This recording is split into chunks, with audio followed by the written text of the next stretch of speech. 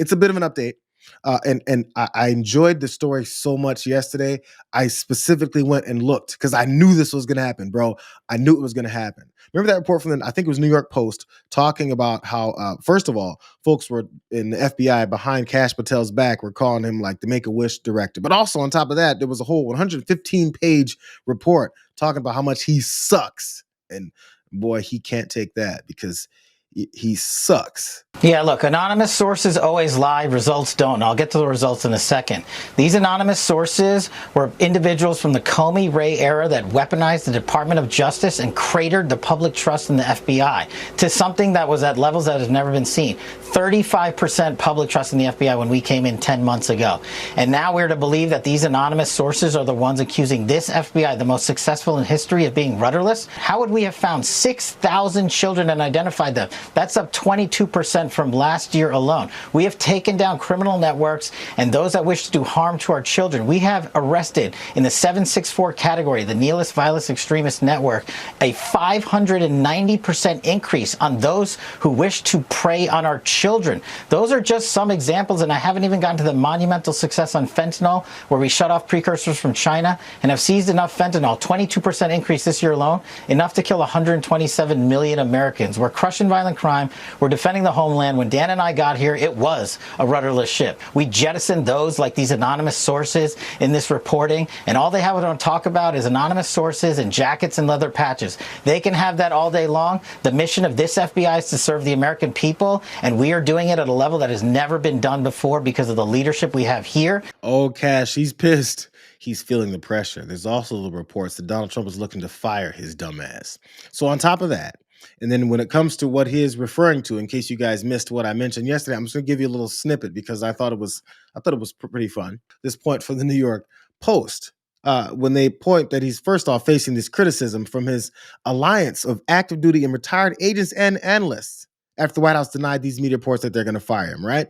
This troubling new report card on the first 6 months of his leadership concludes that he's in over his head, and Dan Bongino, who he mentioned there as well, is something of a clown.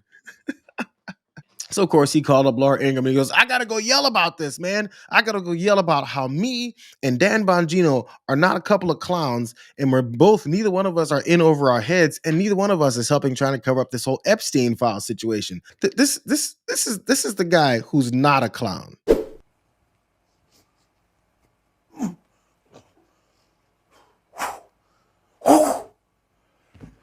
This is Karate Man. Double leg, the jump kick, the side kick, the roundhouse, the tie kick, body.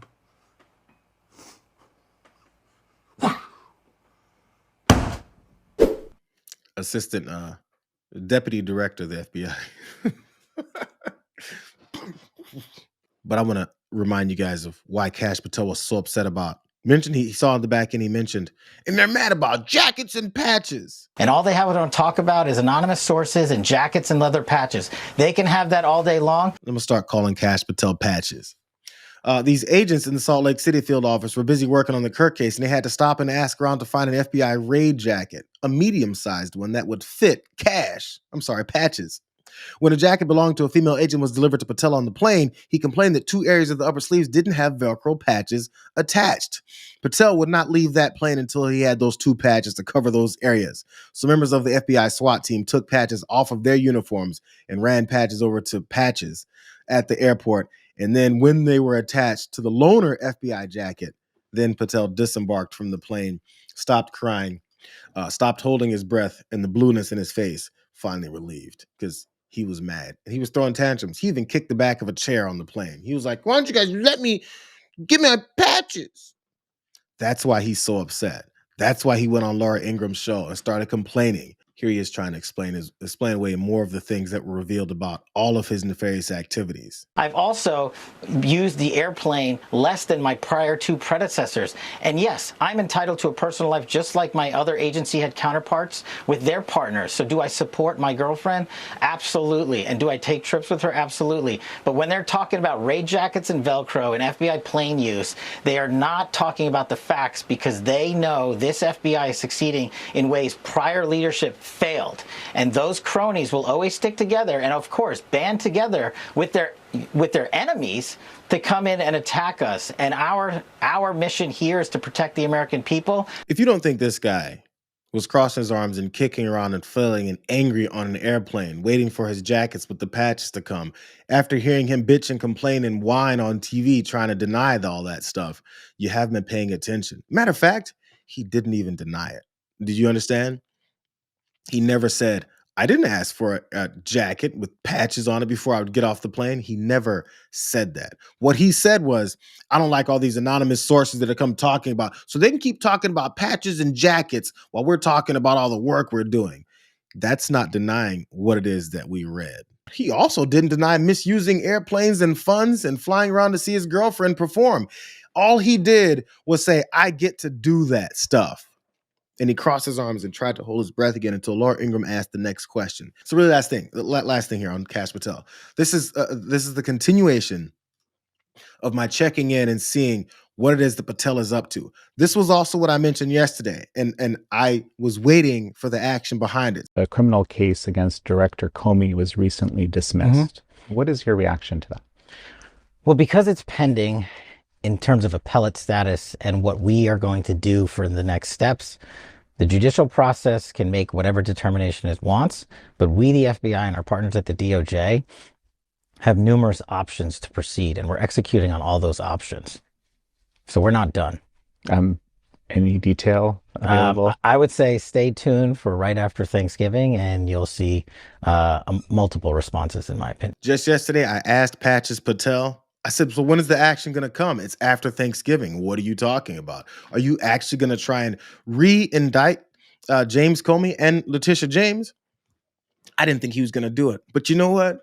Patches came through. And we began with breaking news in the Trump administration's legal fight against former FBI Director James Comey.